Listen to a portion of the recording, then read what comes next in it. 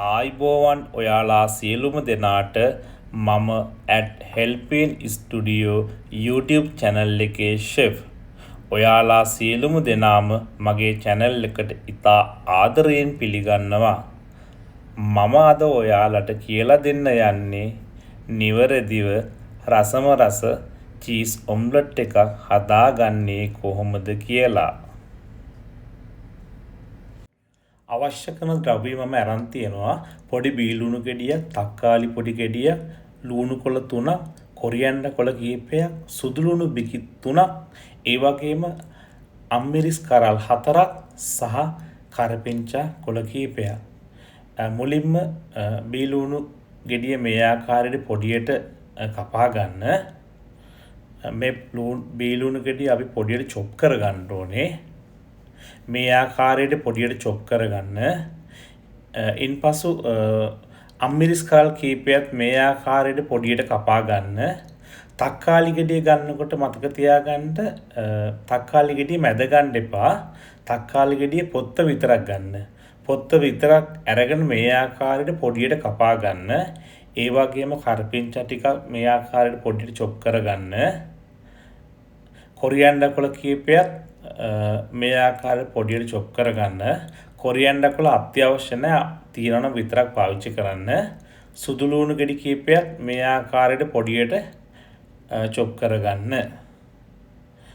ඒ වගේම ලුණු කොළ කීපයක් පොඩියට මේ ආකාරයට කපා ගන්න.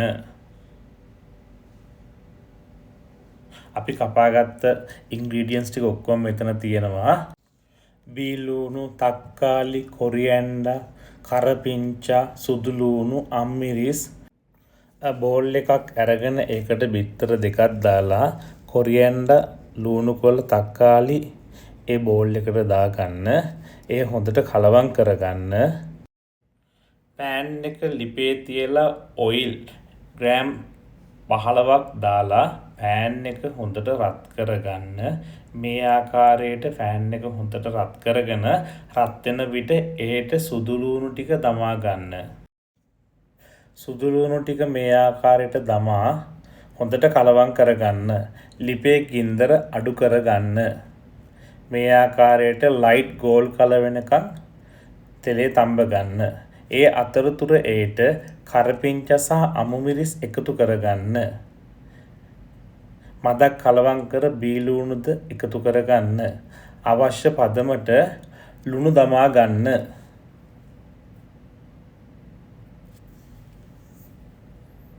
මේ ආකාරයට ගින්දර අඩු කර නැවතත් කලවම් කරගන්න. ලයිට් බ්‍රවුන් කලර් එනකන් මේ ආකාරයට අඩු ගින්දරේ තම්බා ගන්න.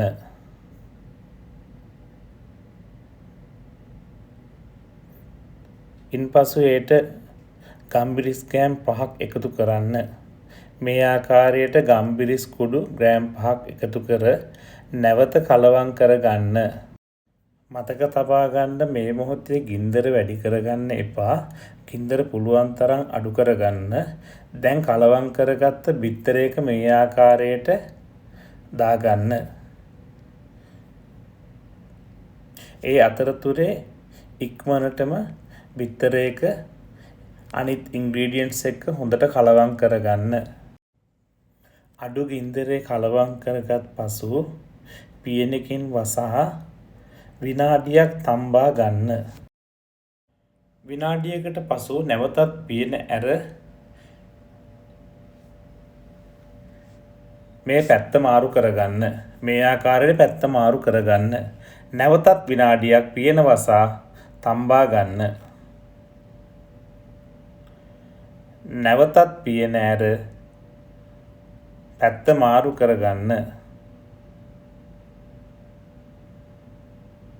මේ ආකාරයට පැත්ත මාරු කරගන්න. ඉන්පස්සේ ගින්දර ලිපේ හොඳටම අඩු කර මොසරෙල්ලා චීස්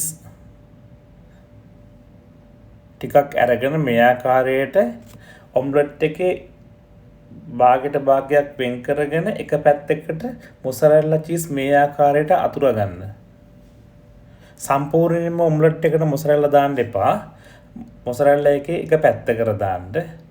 දමා ඒ මේ ආකාරයෙන් නමා ගන්න. නමාගෙන නැවතත් අඩු ගින්දරේ විනාඩියක් තම්බා ගන්න. මේ ආකාරයට පැත්ත මාරු කර අඩු ගින්දරෙන් පොඩ්ඩක් තම්බ ගන්න.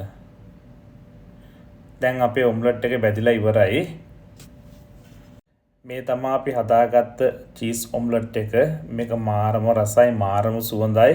යාළුවනේ මේ ඔම්ලට් එක මම කියපු මෙතඩ් වලටම හදන්න. මේක මාරම රසයි, මාරම සුවඳයි. මම කෑල්ල කාලා බලන්න යන්නේ මේකේ දැන්.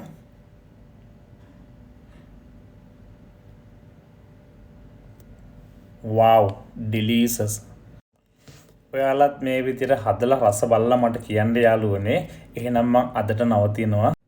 ඔයාලා සියලුම දෙනාට God bless you. පරිස්සමෙන් ඉන්න.